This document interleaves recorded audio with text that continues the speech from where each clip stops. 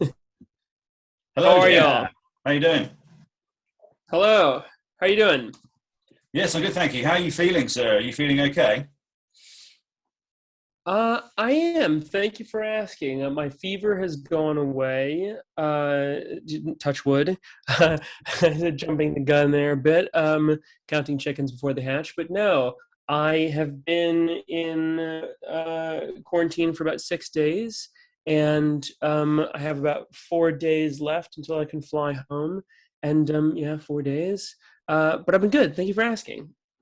Well, yeah. Hopefully, you're stuck in somewhere which is relatively nice, and it looks like it's a fairly cool spot. So yeah, hopefully it's not been terrible. Yeah, we're just talking to PJ about like No. your experience over in London, and how that was, because obviously I know you're still there, but you were here during the London Film Festival, and it was the first time I believe that PJ had been to the UK. So yeah, hopefully it was quite a nice kind of buzzy atmosphere for you guys. You got to It meet was a my few first time. people and like hang out. It was great. Great. Yeah, it really was. It was really cool. I mean, I'll let Jim speak on it, but yeah, we had a blast all week, touring around and going to different screenings. It was really fun, and we were really overwhelmed with the really positive response. It was really cool to see. Yeah, very suspicious. I mean, it's funny where like you make something in the tradition of comedy that you grew up watching, and then the people like end up loving the movie from the territory that you grew up loving. So it's like kind of a no-brainer. But it was a surprise that like English people really loved the movie, and then it's like, of course they love the movie. We've been stealing jokes from Alan Partridge for the last 20 years, you know? Well, so yeah, I mean, I think I saw an interview recently where you had actually met Steve Coogan and talked to him about like comedy characters. Is that right? Yeah, I met Steve in 2019 at some point, and yeah, we spent like 4 hours just chatting about people Nice. and comedy and movies, and it was a dream. It was like one of the best 4 hours of my life that I can remember. It was really wonderful to grow up appreciating his abilities of craftsmanship and meticulous forensic comedy, and then to talk to him about how I'm trying to do it, and then he's learning from me and I'm learning from him. It was really phenomenal. Was there anything specific that you took from Alan Partridge which you were able to apply to your own kind of creation of characters? Was there something that you kind of locked onto, and did you talk about that with him? I mean, really, just the entire broad strokes of like the comedy coming from a character revealing his demons, like accidentally, and then like the forensic comedy of each. Anytime he hitches his pants up, he has to like turn immediately into someone who then is talking to him, and is like watching someone juggle several, bananas at the same time is very funny and difficult to pull off. That kind of comedy of appreciation is something that Steve and Alan do very, very well. It's like a huge challenge to do. It's a tightrope to walk, and they do it best on the planet. I say they. It's one guy. Steve does it the best on the planet, and it's been funny to kind of. He's just been this kind of pen pal and supportive godfather for the last year and a half now. He's really lovely. Yeah, it's like putting his foot in his mouth from so much stressors. I mean, it is very Yeah. George. There's so much going on that he just keeps making things worse because he gets so overwhelmed. It's very funny. But it's quite nice to have you guys talking about that, because obviously there's been people like Ricky Gervais who talked about the idea of the archetypal British comedic character, which tends to be this frustrated middle manager who is attempting to social climb but is not able to do that because of his own limitations. And so there is this prize that he can see of some VIP room with like important and special educated people in, but he's not admitted. And so that was interesting, because it seemed that there might have been. I'm asking because I'd love to get your view on this, like whether you see there to be an intrinsic difference between American and UK comedic characters. We know that that's the UK character going all the way back through, Captain Mannering, through, Rising Damp, through Fawlty Towers. But I just wondered how you Basil saw it. Fawlty. Yeah, sure, sure, sure. Yeah, I just wondered how you saw the American kind of iteration of that, if there was a kind of a correlative. I don't know if there is. I think there's such comedic Schadenfreude in America. I think Americans, especially now, are, because of this political generational shift towards sanitization of of culture, of like people not really saying crass stuff in public, and removing curse words and sex and violence from all of our TV shows and movies. I think people are very terrified to accidentally let any of the humanity slip, and I think that there is real schadenfreude amongst American audiences to really love watching someone fail. That's certainly been the foundation of my career in comedy, to like create characters where the audience gets to laugh at the fact that it's not them, and they're like, oh, thank God. And then when those circumstances happen, they get to go, oh, well, if ever that happens to me, I won't screw it up that badly. I think it's interesting Gervais saying that, and he's very right. I think that like now in comedy, there is something to breaking social boundaries that it feels a bit taboo, that you can't really do, that is always appreciated in American comedy. Pushing the boundaries and cutting the court jester, making jokes that are just good enough and just rough enough to not get your head cut off by the emperor, but are funny enough for the people around you. Yeah, it seems interesting because obviously one of the things that I think Ricky Gervais pulled off was that trick of like humanizing someone who's essentially quite monstrous. I mean, he didn't have very many nice qualities, but maybe the performer brings enough kind of like humanity to them that you don't want to see them fail. So even in the final scene where he's saying, "Please don't fire me," you're kind of like, well, he plainly don't make me redundant. Yeah. Yeah, he plainly deserves to be fired, but it was one of those kind of clever tricks. We've got a few people on now, so if it's okay, I'll do a very quick introduction and just set you guys up very quickly, and then we'll jump into the beta test, if that's okay. We're thrilled to have Jim and PJ with us today. They are the co-writers and co-directors of new film The Beta Test, which came out on Friday and is in cinemas across the UK. We also know that it's going to be released on November the 5th in the States by IFC, so they've got their own American release to look forward to. But prior to that, Jim had won the Grand Jury Prize at the Sundance 2016 Film Festival with a film called Thunder Road, which was a short, and he then crowdfunded and turned that into a feature. Now, I'm not quite sure of the chronology at which point PJ came into the picture, but I know that you were part of Wolf of Snow Hollow, which was the second feature, which was done with Orion, and now the third film, The Beta Test, which is kind of out at the moment. So welcome, gentlemen. Thank you very much for joining us on No Direction Home. Thank you for being with us. Thank you for having me. It's our pleasure. Great to be here. What I'd like to know is a little bit about how you guys work together. You've known each other for quite a while. When was it that you first started kind of collaborating? Obviously, this is like the first time you've worked together in such a kind of a specific way. Yeah, PJ and I kind of unfamously worked together for years. So I've known PJ for 16 years. We went to the same college, Emerson in Boston, and he was in the acting program and I was in the film program. And then just by like being in these different roving cliques of filmmakers and actors, we're always having overlap, and PJ acting and stuff that I was doing or I was producing or whatever. And then we made a 3D film in San Francisco in 2010 or 2011 that we kind of co-wrote and co-directed. It was kind of like, it was a big created by credit. It was me and our buddy Silva, and we just kind of, the three of us tackled this like breakup movie where this guy moves into a hotel for a month. The weirdest and it was shooting 3D. It's just like very basic conversations in a hotel, but it's in 3D. It's really beautiful. It's this like great, like kind of Terrence Malick comedy a bit. It was really a fun experimental film, and it's online. You can see it somewhere. It's called The Flamingo. But then that became this kind of impetus for us to work together because we enjoyed the writing and working together.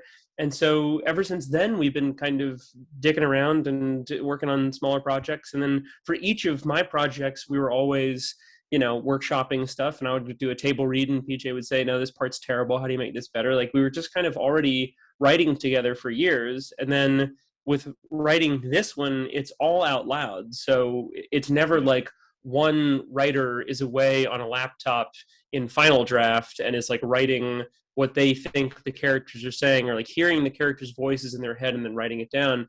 PJ and I will do these like big Google Docs of, you know, like whatever the movie is, and we'll have thousands of ideas that then we organize over the next like few months before we write.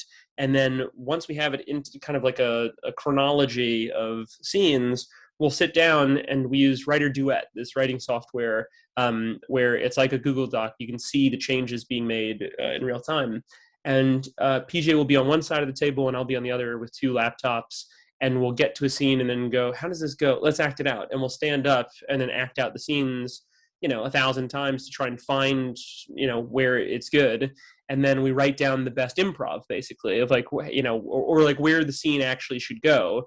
And it's this very like fun way of writing a screenplay instead of doing it the much more conventional route, which never really worked for us, unfortunately. Like we've read Sid Field, but you know, none of that, all of that made me feel very inadequate as a screenwriter. And it only took us doing it out loud as actors to find the way to make it work for us. So it's a lot of shouting at each other in a room. A lot of long walks and yelling at each other across a garage until we find something that works from A to B in a scene, and then going in. And then that's when you can start meticulously kind of paring it down into the best possible dialogue and, you know, sequence of scenes. But everything, I mean, it's outlined pretty well ahead of time. And then you go in and like, all right, well, we know like the sequence of scenes. Now, how do we, you know, get the best way to get from A to B in each of these scenes? And you kind of just narrow it down over and over again until you get these really crazy stories to make sense. Well, I really like the thing that you mentioned about like doing them in an audio version. So like there's a kind of, you mentioned you kind of like sort of record them audio wise like a podcast. Does that then get disseminated to other people in the team? Is that just for you guys to hear it back? Like how does that function within the... So it started on a script that we wrote that never got made, paparazzi thriller that I really love. But the lead investor on that said, I have a really bad actor that lives in my head, and I wonder if you would read it for me. And we realized that that's like very common amongst executive producers, where most people, when they get a script, it's very daunting and very lonely. And when you receive a screenplay, you assume that because it's in screenplay format, you have to give 1,000 notes. Someone's asking for notes instead of just enjoying the experience of watching the movie. Whereas if you can record it for someone, it's not a request for notes. It's just like, this is the movie. Tell me where you felt like it was boring or we could use improvement. But most times people are like, yeah, it sounds great. And so instead of being stuck inside of that note-giving world, I recorded it. And we recorded it just like this. I'm talking on the same microphone that I use to record all the screenplays. It's a little Zoom recorder that I got from Amazon. And then I bring it into an editing software and then put some music and sound design in, and it kind of works as like an audio version of the movie, kind of like a radio play. I grew up listening to the Harry Potter audiobooks, and like Jim Dale, or I guess y'all have Stephen Fry, they both can do like Hagrid and Hermione in the same scenes, and you never really think about it. It's like, oh, that's Hagrid and that's Hermione. And so like, it didn't really bother me that it was the same person reading it. So for all of our films now, we'll just record it as a podcast and then have it to then send to the investors or to the studio or to actors and producers. And legitimately, it gets disseminated amongst the cast and crew, and then they can listen to it as many times as they want, which means that we don't necessarily have to pay for huge amounts of rehearsal time or schedule huge amounts of rehearsal time. Everybody kind of has an idea of what the tone and the cadence and the jokes are before they show up on set. So let's dive into the beta test a little bit. I mean, one of the things that obviously we are talking about with this audience specifically is the filmmaking side, and so I am interested in talking about like specifically how you guys prep, like more sort of on set kind of like dynamics and things like, for example, storyboards if you use those, that kind of stuff. But could we jump in first to the difference between your experience of beta test and Wolf of Snow Hollow? So obviously Wolf of Snow Hollow was with Orion, and beta test was crowdfunded. So was the choice to crowdfund, and I should say it's crowd equity funding, so we funder, but was that choice inspired by any particular experiences you had with the Wolf of Snow Hollow, or was it just that you wanted to go back to what had worked for you on Thunder Road? Yeah, doing the first studio movie, you don't know what you don't know, and so it was a bit of an identity crisis and I guess nervous breakdown of if the movie comes out and it's mediocre, people are going to make fun of me on the internet. They're not going to make fun of the people that gave bad notes, who are higher up or in the community of the studio. So that was a learning lesson, and then the teachable moment. And then as soon as we finished that, and I realized that I was going to get Final Cut and to do the crowd equity funding, I wanted to make that year instead of just one. And I'm very happy with Wolf of Snow Hollow, but the production of that film was a fucking nightmare. It's like nighttime exteriors in freezing weather, Right. with 55 people on set at any given time. Yeah. And because you have 55 members of crew on set at any given time, you can't take the camera legally. You're not allowed to take the camera and get the shots that you need. And so after doing Wolf of Snow Hollow, we immediately ran into doing the beta test, because at that level we could ensure that it was just going to be a 6-person camera team, or creative team basically, on set, the technical team on set. So it just made everything so much freer. Doing the beta test with our friends in Los Angeles, where we both live, was a breeze by comparison. Was there? I think I touched on this when we spoke on the audio Q&A we did on Friday. But I think the thing that is interesting, particularly to filmmakers and myself as a writer and director, is where that spark comes from. And I'll give you a very quick example. So I remember when Cameron Crowe was talking about Jerry Maguire, and he said that he wanted to make a film about a person going through this particular type of emotional journey or emotional realization, and then he searched for the career that would suit that emotional realization and landed on a sports agent. So obviously in that example, he's gone from the emotional and character journey and then found the kind of the world that he wants to set it in.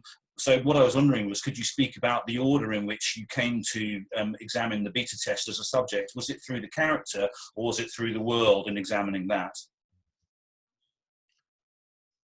Yeah, so I mean, really, the genesis of the project was this anonymous sexual encounter service of like creating this letter as like an analog device for spam email. So it'd be like this, somebody would get this thing that would derail their entire life, and we found that to be interesting and funny, and it's kind of like a Twilight Zone episode. And so PJ and I worked on that, and then we wrote this like 57-page draft in like a week, like based off of all of the conversations that we'd had in the giant Google Doc.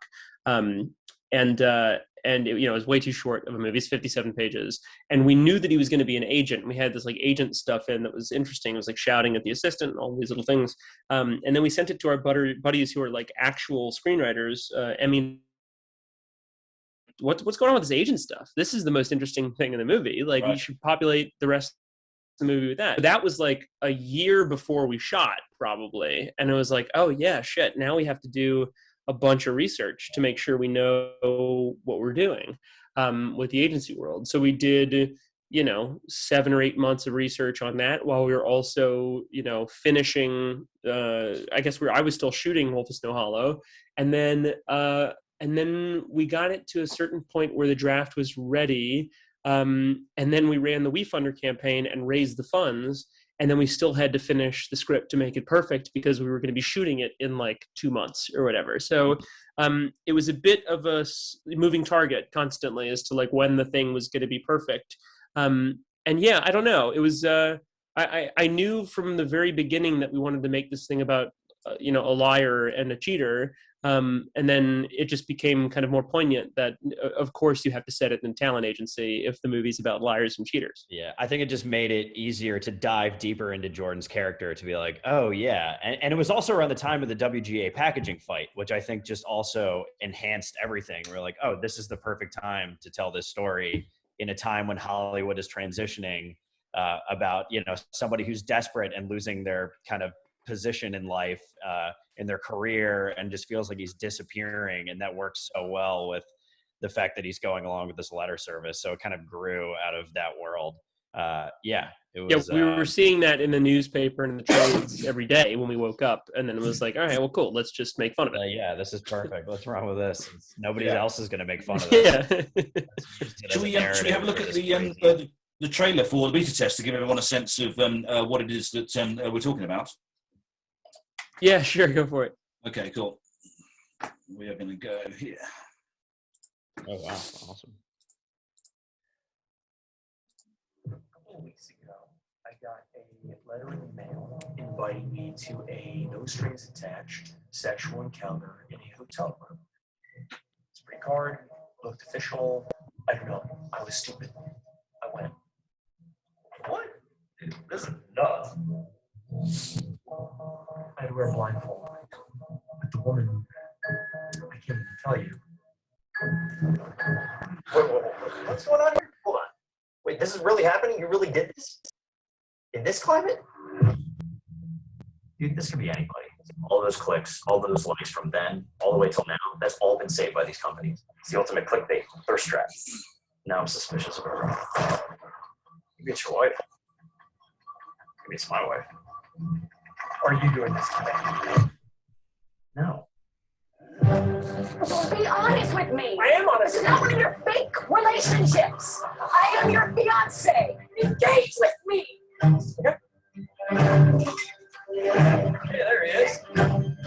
Hi, my name is Jordan Hines. I'm an ex-lieutenant. I never come down here. My rent is always on time. I'm one of those guys you never have to complain about. I didn't complain when people started Airbnb out their apartments or when the hot tub was cold for a month. I'm not uncomfortable. My clients are committing felony. How are you going to look tomorrow when you come in? How are you going to convince me today that you are better at your job tomorrow, Jack?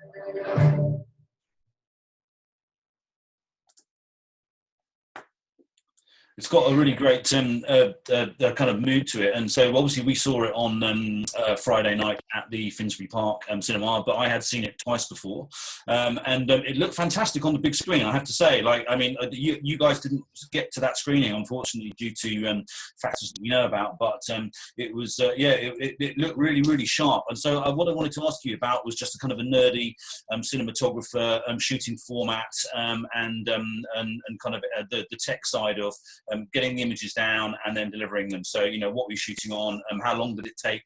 Give me, if you can, dive into some of the specifics of the creation.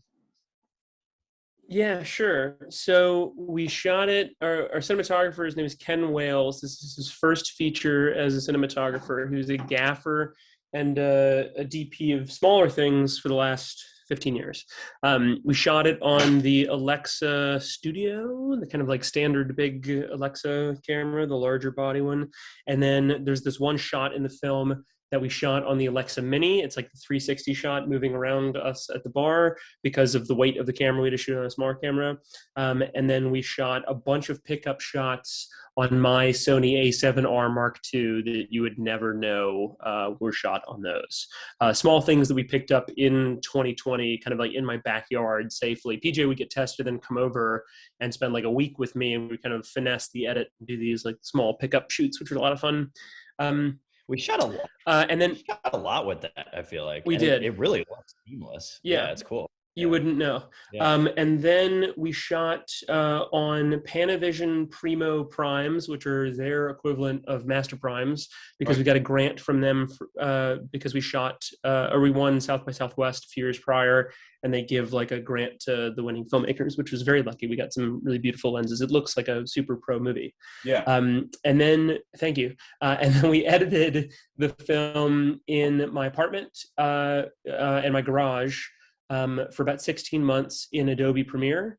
And then I did like a light pass of the color in Premiere. We then did a pass on it in Resolve, which is a free software. And then I mixed the film for 44 days in my garage in 5.1 surround in Adobe Audition, which is the sound mixing software that comes with Adobe. So really all in-house. Basically every editing decision that went into the film, sound and color and picture, were done with these 10 fingers. So every click that went to make the movie went through these two fucking hands, which is insane. were there sort of things that changed significantly between the script that you went to set with and what you ended up with in terms of the cut? Were there things that you went, oh shit, I mean, obviously you said you did little mini shoots, but were there any other significant changes, things that lost, fell away? No, there wasn't any scenes that we cut. Because we had done the film as a podcast, first, everything we knew was working. And so we just kind of elevated the podcast version when we were on set. And then there were things that we discovered editing language-wise that was interesting, only afterwards. Of like when PJ is talking about the Medici family, we cut away to footage in Florence of beautiful Medici-owned buildings and mountains and stuff. And so that became this small moment in the beginning of the film where we were like, oh, this could work. Like if someone's telling a story, you can cut away and have it feel like Scorsese. It feels like a Casino or something, that it would be additive to the moment that we're in to help tell the story. And so there were small moments like that where we like did some pickup shoots and did some small stock footage moments that helped to be additive to those moments that we only discovered in the edit. But no, there's nothing that we cut and there's nothing that we had to shoot on top of it, I don't think. No, we got pretty much everything. Yeah, I think, just like you were saying, using that device, I guess with the bar scene too, with kind of telling the story of the digital data and everything, it was kind of, and I guess it kind of was really only with my character as like kind of the narrator in a way of like the exposition explaining of the background of Medici and digital data and everything, and kind of became a tool for storytelling of my character in a way. It really helped to make PJ less boring. Yeah, that was something that we discovered. Yeah, realizing in the edit that it's too much of me and we need as many visuals as possible to enhance this. So that was helpful. What kind of preparation? I mean, I'm very interested in the idea that you have this two-headed monster, which is this dual role of writing and directing. And obviously, we touched before, Jim, on the idea of directors. For example, I interviewed Alice Lowe, who directed herself in Prevenge and is doing so again in Time Stalker. And she had mentioned that, I think she called them proper directors, but like, but directors who don't act in front of the camera as well were always horrified about the idea of being able to do that. But you obviously have this two-person sort of team. So can you talk a little bit about like how that worked in terms of you being in front of the camera, maybe PJ being behind, or maybe it wasn't that dynamic at all? I don't know. I mean, really, it felt very fluid on set. Like, I mean, yeah, PJ was, I'm more on camera in the film. I think I'm in almost every scene of the movie. And so PJ was more on monitor for the scenes that I was in. But then we share a lot of screen time together. So it's a lot of like racing back and forth. And then we have this like digital director's monitor that's a satellite so that we can just kind of like have it on the table out of frame so that we can constantly check frame and then, jump into the scene and act, which is really weird. But yeah, I guess it's just like, however it works for you is the best answer. PJ was really good with like staying on the script, where like I would get the sides and I would go off of the daily printed out sides that we would have. But then PJ had this like giant version, this binder of the movie that then he could like cross out stuff that we've already shot and then like use notes of like making sure that all of the facts and data in the movie were tracking of like, this envelope arrived at this date. All of that kind of stuff was very helpful. And then just like giving each other notes. And like, I mean, the best days were when neither of us were acting. Like doing the Swedish murder in the opening was just, we got to pretend to be David Fincher for the evening, and it was the best. Yeah. And it's good. I mean, like really directing each other. I mean, every day when we work together, we're basically doing that. I mean, that's already the writing process where it's the two of us directing like, it's literally like we're back in the writer's room, we're on set together, and it's a lot of fun. There's just a lot of people around watching you, but it's funny. I mean, it's literally just doing what we're doing every day. There are moments where like when in the BTS where I'm like doing the mea culpa and like prepping for me in the garage, freaking out the climax of the movie, and I'm like doing some of the stuff and like saying the lines, and then PJ is doing the mannerisms. It's like all of the mannerisms we had planned weeks in advance. So like he's seen the rehearsal 100 times already. So he knows these like transitional moments with the hands, like Jackie Chan. But it is a bit like that. We're like, all of that has to be done forensically beforehand, because when you're doing long takes, the microphone has to end up in the same spot, and that you have to stay in the same line so that you're in focus. Like, there's all of these other things that require it to be a bit stiff, and then the job of the director is to come in and make it less it's fun stiff. acting together, because you're just playing the scene, like, which we've done 1,000 times, and we've been able to rehearse it as the actors. But it is fun when the two of us get to direct scenes that we're not in. I look forward to doing that more, because we can kind of go off and powwow and kind of really like discuss the forensics of it without having to worry about, all right, how does my makeup look, like, how is everything, and like you can just focus on like, get it out of this. It sounds really reassuring and cozy to have that kind of like sort of second person to sort of like just sort of rub you on the shoulder and go, yeah, it's okay. I know a couple of friends of mine who direct as teams, the Blaine brothers, who made Nina Forever in 2015, I've always kind of been pretty much on my own. But was there any moments on set and related to any particular scenes where you both kind of looked at each other and went, yeah, the cards are falling into place, we really understand what this is now? Were there any kind of transformative moments for you actually whilst making it that clarified it for you? I feel like stuff we were like, the agency world, like that was a lot of fun. I don't know. We certainly had the opposite effect of like, oh, this isn't working, what are we going to do? There were definitely days early on we were like, what the hell did we write? Is this so I knew it was going to work, and I knew it was going to work because I'd done 2 features at that point. I knew kind of what to expect from first few days of making a movie. But there were days. There was this one day we were shooting a murder scene that PJ and I weren't in, and it wasn't working. And we realized that the thing that we had predicted it being was not going to be what we were going to shoot that day. Right. And for things out of our control, people didn't know lines. People didn't really prep for the thing as much as we had hoped that they would. And so immediately PJ and I kind of reanalyzed the scene, and we're like, well, what are the strengths of what we have right now? How do we do this and still make it work? And you'd never know. It works fucking beautifully, because halfway through the day, we're like, I think this is this other character's scene. This is not the way that we thought that it was going to be, but if we focus on this other character, it'll be fine.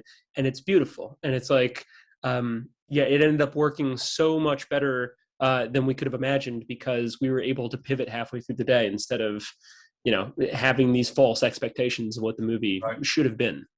Do you guys discuss beforehand in relation to specific scenes, whether you're going to shoot masters, whether you're going to start with close on one person? The example I've got is that I was at Sheffield a couple of years ago, and both Werner Herzog and Paul Greengrass, independently of each other, both talked about what would you do if you only had 5 minutes to shoot the whole scene. You thought you had 4 hours, you've only got 5 minutes, so you've got time for one pass.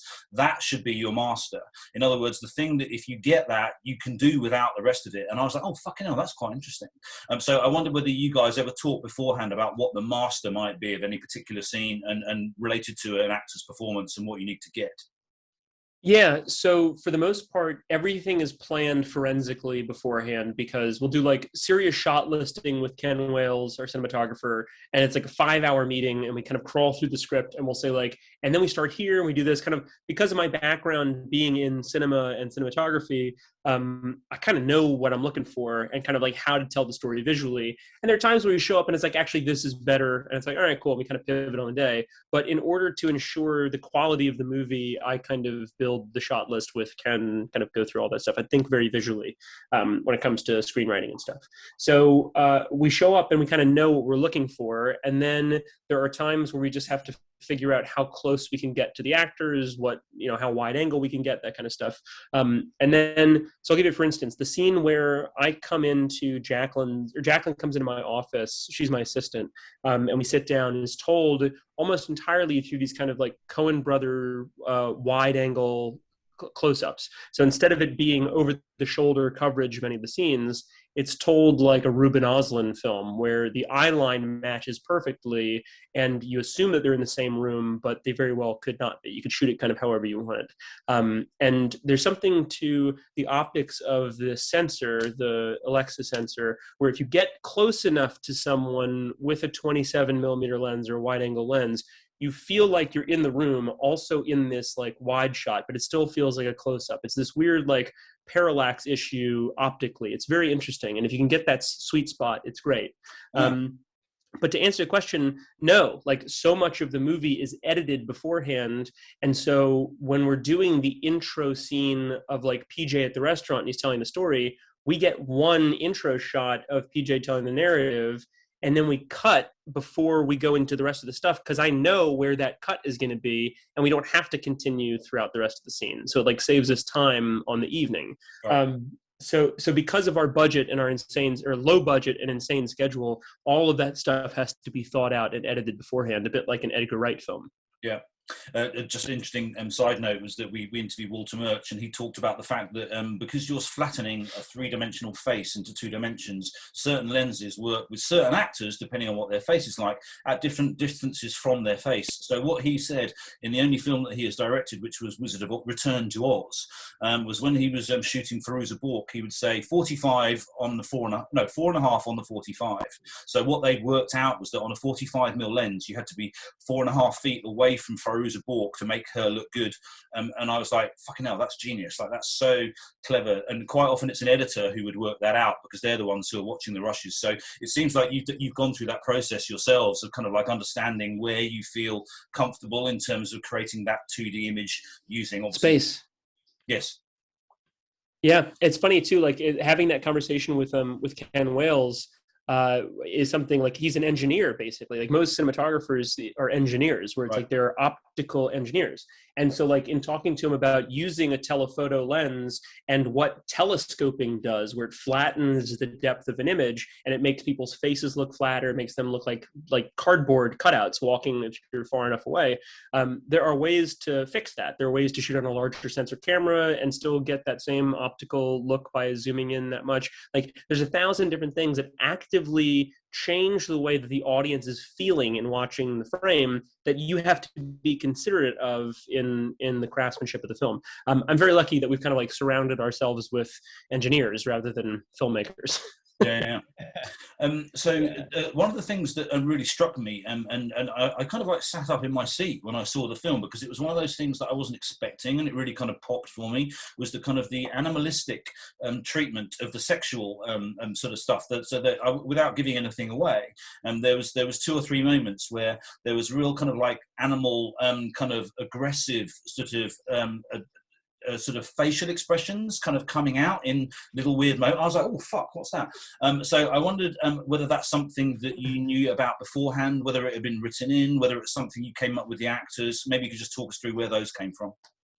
Yeah, sure. So like the sex scene in front of the fireplace was supposed to be incredibly animalistic. It was supposed to be this like carnal insanity, and supposed to be very funny. So we shot it all in one shot, and it's like roving between my character's fiance and him, and it's just kind of the top. It's very normal and not gratuitous.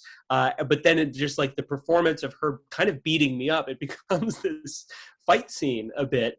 And I don't know, we were doing that because we thought it would be very funny. And there were times in the edit where our producers were like, you need to make that shorter. Like, people get the joke already. You need to move on. And PJ was like, no, make it longer. Fuck you. It's going to be hilarious. The whole point is it's supposed to be uncomfortable. You're supposed to feel uncomfortable. It's this weird power dynamic of his wife trying to like, get the power back in this like muddled relationship as she's going through her own thing. And yeah, you have to live in that moment. Otherwise, it's cheapened and it's pointless. You might as well.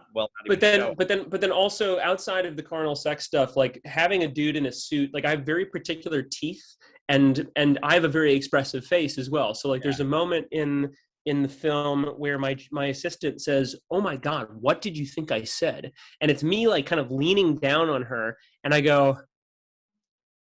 And I do this thing with my mouth of like, I'm thinking about what I should say because it's uncomfortable, but my teeth are very like big and sharp, and I look scary. I look like a frightening, menacing figure, dangerous person in the office. Right.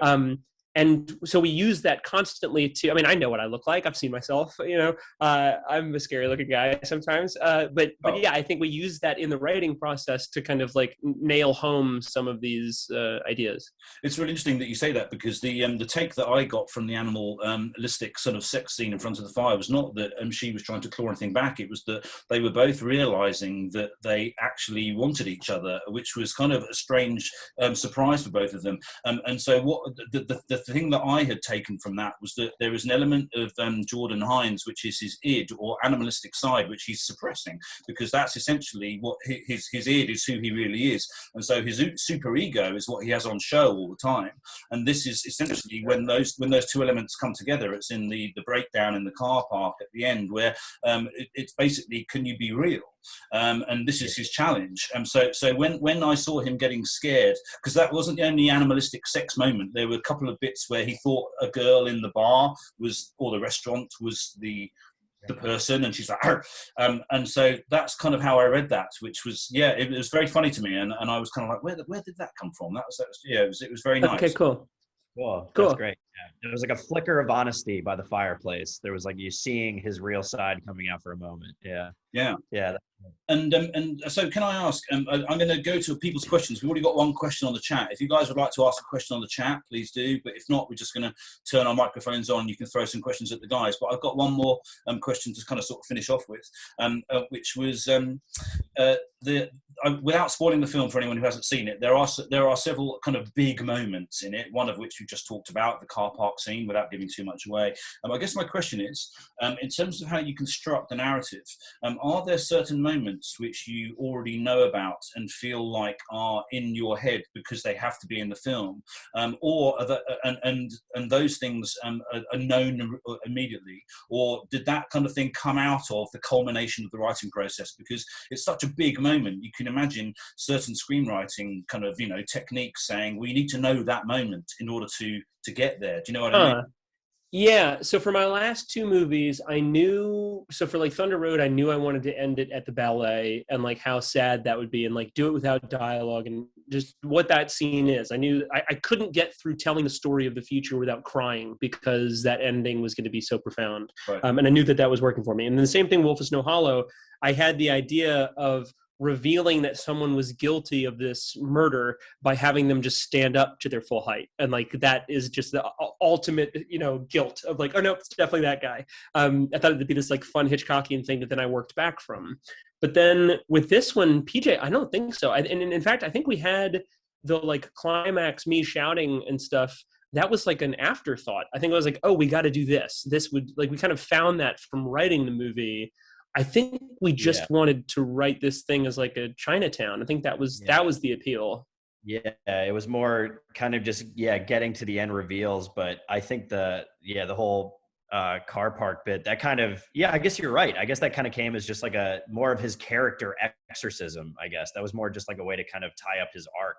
But the actual like crime mystery aspect of the letters, that was kind of always the initial kind of structure that we had built. But I guess so. I guess that was kind of added on at the end for his character. I had a weird kind of a connection when I was watching that scene, because you guys have mentioned South Park and like Matt and Trey, in terms of how they deal with like real life people having to be cool with the fact they've had the piss taken out of them.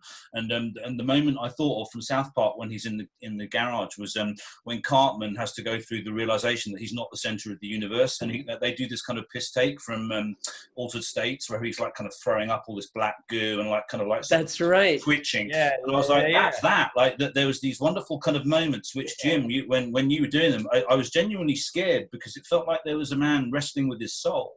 And his soul had become so blackened that he was desperately digging to see if he could see it, and it was coming out in these weird gestures, and very powerful. And so to me that was it was kind of weird. It's really it really reminded me of South Park. I wondered if you guys thought that. Yeah, that's a great scene. I completely forgot about that scene. But PJ and I were joking about that of like, it should be an exorcist. It should be like an exorcism, of this, like, his lying all the time has like actually destroyed, has created this, rotting the inside of his body. And there were moments where like, should we see me coughing up just like a bunch of black liquid? Right. Like, should it be this like thing? I was like, no, that's ridiculous. Of course that wouldn't happen. But yeah, no, there were talks of doing something just like absolutely extreme like that, and like going full-fledged horror film.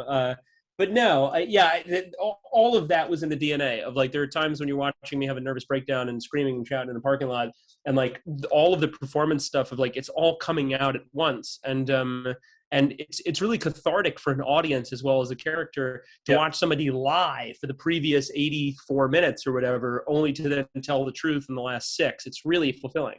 Well, the other thing that was scary about it was that I don't know whether the audience was thinking that, but while I was watching it, I was going, oh, fuck. Like, if I had to do that, if I was in that situation, what would my list of confessions be? And it was very scary. You're like, going, oh, my God, like you'd actually have to spit all of the horribleness out. And it's the kind of thing that has certainly comedy and horror very kind of finely balanced between the two, I think.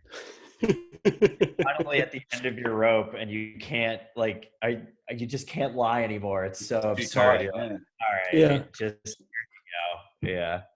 So let's go to some questions if it's okay. We had a question from Brendan, who's on now. Brendan, would you actually like to ask the guys? You're very welcome to turn your microphone Brendan on. O'Neill. I know Brendan. How are you? Oh, cool. Hi. Just during the script development process, do you have like independent feedback from people?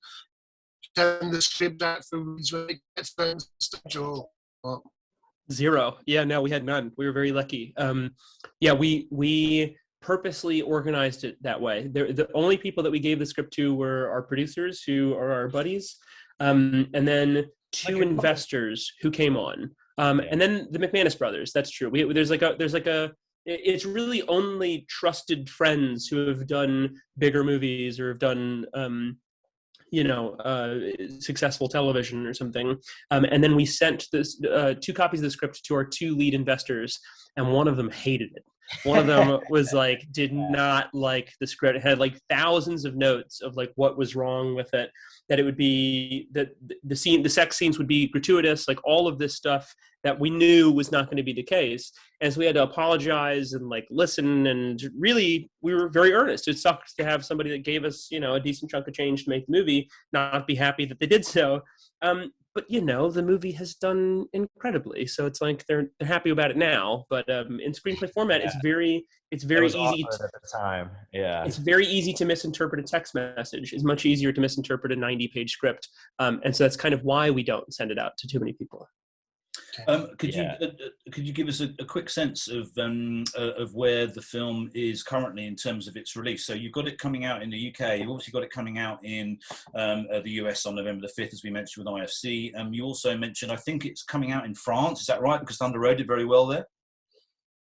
That's right. It's coming out in France in December. It's coming out in Spain next week, something like that. And then it's coming out in Canada, Australia, Scandinavia, a couple other territories, and that's all handled through our producer Ben, who is doing all of the sales to these different territories on his cell phone. And like, because he's gone to Cannes a few times, has met enough people in the distribution world that now we can cut those deals ourselves and not have to go through agents, which is great.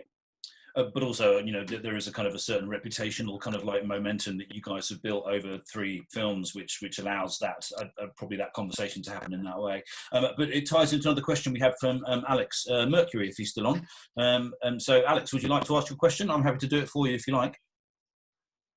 Hey guys, I remember you posting, Jim, something on LinkedIn a while ago, just about the case of self-distribution with Thunder Road. I was going to be either a webinar or something, I can't remember what it was, but I was just wondering if you could talk about that a little bit for kind of beginning filmmakers, about that approach, and if that worked out for you, if you have any regrets or if you're happy with it, and that was the most optimal thing to do at the time. Yeah, thanks, Alex. Yeah, self-distributing Thunder Road was the best decision I've ever made in my life, not just financially, but also creatively, where the highest offer that we got for the Thunder Road feature from distributors around the world was for half of the budget, and the movie cost 190 grand American, so not much money. So instead, we decided to self-distribute because we had seen another film called Columbus that was part of the Sundance Creative Distribution Fellowship by a filmmaker named Kogonada, self-distribute, and that movie cost $750,000. And so we thought, well, if Kogonada was able to take the risk and make 650 grand back in the first year, we could probably do the same, and our movie cost even less. There's less of a risk for us. So we went through an aggregator called Quiver Digital, which is someplace where you can actually just upload your film for about $1,200, a feature film, and get it onto any of the platforms that you want. And then you can run Facebook ads to people that like iTunes or Amazon and send them to the trailer, or like have the trailer appear in their feed. We did all of this ourselves amongst about 4 people. So it was me, my producers, and my buddy Zach. And I edited the trailer, I edited the Facebook ads, built the audiences, and then Sundance gave us a grant of 33 grand, a huge amount of money, to be able to run these ads. And we made, so far, the movie cost 190 grand. The movie personally has grossed about $750,000 just for the people that invested in the film. So we didn't have to bring on anybody and give them equity to the thing. If you buy the film right now, Alex, on iTunes, I'm making 37% of whatever money comes from you. So it is the best decision in the world, especially if it's your first film. Because when my second film came out, we saw huge spikes in revenue in the first movie. It's like a retirement plan to own your artwork and own as much of your artwork as you possibly can. So the Sundance Creative Distribution Fellowship has a free website and PDF devoted to that. It has all of the data that you can read. You can read that on your own in way more detail than I can go through right now. And then I've written an article on medium.com that I'm sure someone will share in the chat called The Short to Feature Lab Written Curriculum. And it goes into even more detail of how we built the ads. And it's kind of like a field guide of how you can self-distribute your film. So the reason why most people don't do it is because it's an educational issue. They don't know that you can do it. And they would feel more inadequate doing it themselves because they want the stamp of approval from a distributor that actually might screw them over and take all of their money, which happens 99% of the time. Yeah, I mean, I can speak to that personally. In that, when we finished our first feature, myself and Paul at South by Southwest, we were doing meetings, and we got offered two majors offered us. You were lucky to get offered half of your budget. We got offered way less than that, and we were fairly sure that we would never see the film again or hear anything. And so we made the decision to distribute ourselves. But obviously what that meant was that we did like a 35-city release in the US. We hired the guy from Variance Films to like do theatrical, and we independently booked it, and we had our own PR team, and we hooked up with Gravitas to do the VOD, and we made our budget back. We made our money back. But the issue was that as a filmmaking team, by the time we got to that point, we were so fucked, like we were knackered emotionally, financially, and every other way that to do it was like, can we do this? And we realized that we had to. But I think if we'd had any other viable choice that like someone might come and do it responsibly, we would have gone that way. But I'm glad that we did. But another thing is that's why it's so predatory, is because they're waiting for someone to be too tired for their movie so that then they can come in and take their property. It'd be the equivalent of like spending 15 years building an apartment complex, and then right when it's ready to sell apartments and rent apartments, someone comes along and says, hey, I'll give you nothing for it. Do you just want to have it off your hands? And then someone going, oh, thank God, someone else can deal with it. It's like, no, you have to make money from the property. It's insane that filmmakers feel that way. And then the other thing is, even if you do get a distributor, you're still going to be doing deliverables for the next several months. Like, you still have to do all this stuff. So you're going to be continuing to work on the film, even if you are knackered. It'd be better to do it for yourself and for your own bank account. Excellent. Would you consider the same approach now, Jim? Sorry, Alex, what was that? Yeah, sorry. Would you consider the same approach now? Or is that too much? Yeah, so we're already doing distribution on our own in several territories outside of the United States. We just happened to partner with IFC Films in America, not only because they were willing to pay more than the budget of the film, far more than the budget of the film, they also were going to do a better job of distributing the movie than we were. I don't have that many connections with theaters, and having their, stamp and their access to audience, it was a no-brainer to go with them. And then we've been doing all the calls for sales around the world to all these other territories. Really, we raised another 80 grand in case we needed to self-distribute the film on our own. And that became this threat of like, well, don't make us do it because we did it really well the last time. And and that's a great place to be when you're going to market, to be like, hey, we don't really need you, but it'd be great to do it. And now we've made great friends all over the planet because people, who are very nice people, take us seriously. And also, I mean, I think that's the filmmaker's job in some ways, is that even if you have somebody who is offering to give you money, like, you still have to prove that you've done your due diligence. You still have to show that you've got an audience, you know where they are, that you're able to interact with them, that you're able to create the materials, that you are able to deliver deliverables. All those things are, something that you have to prove. You can't just assume that, somebody is going to assume you can do it, because they'll use the deliverables list to fail you if they decide they don't want to carry on working with you. Yep. Yeah. Do we have another question? I think we have one from Rocky. Rocky, if you're there, would you like to go for it? Hey guys, yeah, thanks for doing this. Can you hear me? Yeah, I can hear you. Thank you for joining us. No, yeah, thank you. Yeah, I haven't had a chance to see beta test yet, unfortunately, but I did love Thunder Road. So I wanted to ask you guys about, because I know you mentioned you really, the way you plan your shots beforehand, you know what you're going to do. So not so much when you're directing yourselves, but maybe when you're directing other actors in the staging. Have you ever had like issues with, maybe they don't want to walk through the door, or they, or they don't want to sit in that position, or have you ever had to deal with that, or are you not? Yeah. 1,000 times. Being a director is just being a diplomat of like constantly dealing with everybody's egos and making sure that people are happy and still doing the work. It's a bit of diplomacy every day when you show up on set. I mean, there were times where it was like, and then you also have to lose in diplomacy. Like, you can't always win. That's a dictatorship. So like when an actor shows up on set and they say, I don't like this hat that you're going to make me wear, it's like a Santa Claus hat, it's humiliating and I don't want to wear it. Then you have to go, okay, do I make him wear the hat because it's going to be really big payoff at the end of the film and it's going to be really beautiful and sad when the other character, after he dies, I'm talking about Wolf of Snow Hollow, is still wearing his father's hat? Or do you say to, Robert Forster, no, it's okay. If you don't want to wear the hat, then you don't wear the hat. And then he doesn't wear the hat, and he's very thankful that you didn't make him wear the hat. And, the movie doesn't need that last little bit, clearly. So yeah, no, it's constantly doing that 1,000 times over. And really, we've been very lucky to deal with people who are not Hollywood. They're all friends of ours who are kind of like, I guess, like level with us. They're not, we're not like trying to network up. We're always trying to network across. And so we've been very lucky that it's been much more like summer camp than these like weird power dynamics of people feeling like they can flex.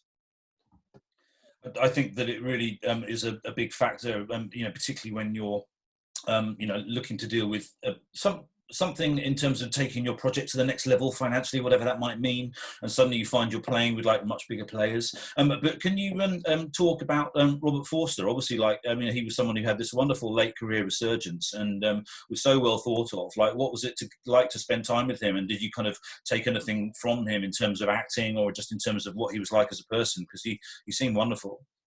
Yeah, he was great. He was very much a cowboy in real life. He was like he was adamant and showed up and wanted to work and did the thing. Was just like a really funny guy, like had a funny sense of humor, was able to make fun of our friend Dustin to his face. And that's like something that PJ and I do all the time. And so he felt like just one of the buds, but then also was such a cinephile and had such respect for the craft and had seen Thunder Road, I think 3 times. And like, he had directed a movie that he'd also written and starred in, and he was like, I'll never do that again. I could never do that. What you do, kid, is like unbelievable. It's like a very nice grandfather figure a bit.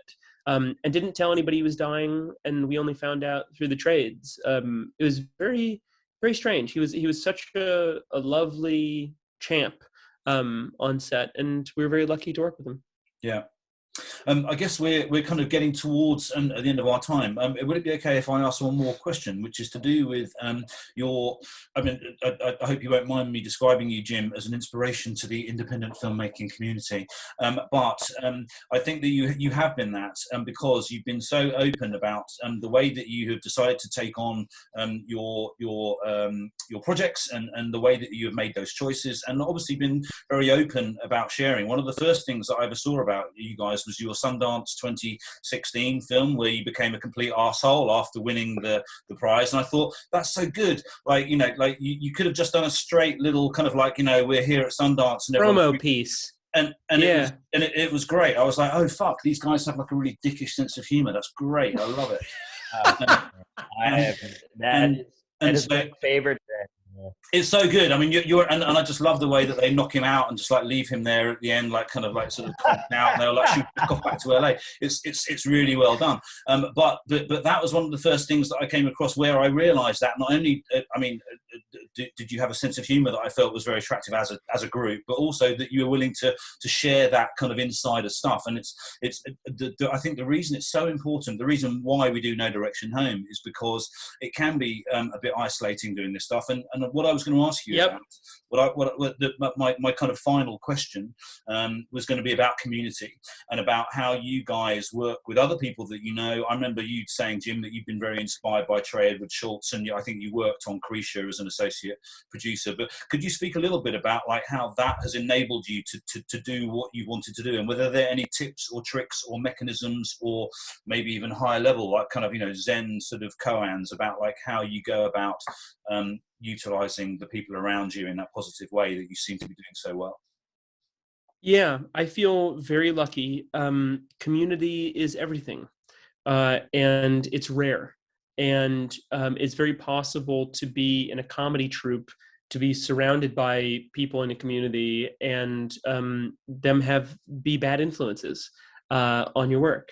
And most people that I know, when they ask me, how did you get the community, it's like, well, you kind of have to build one, unfortunately. I've had a lot of luck in going through, when I was starting out, there are Facebook groups like I Need a Producer, which is this kind of like big Facebook group. It's 55,000 people in it. And you can say, hey, I'm looking for somebody that's like going to produce a short film I'm trying to finance. And like, would anybody be interested in connecting me to someone in Des Moines, Iowa, or, you know, like anywhere around the world? And someone says, oh, I know somebody that's doing something over there. And it's a great way to kind of crowdsource a community if you don't have one in your area. But I was very lucky that I was ambitious growing up, and I was able to meet friends like Trey or Danny Madden or really Dustin or PJ that were doing cool stuff on their own that I could get jealous of.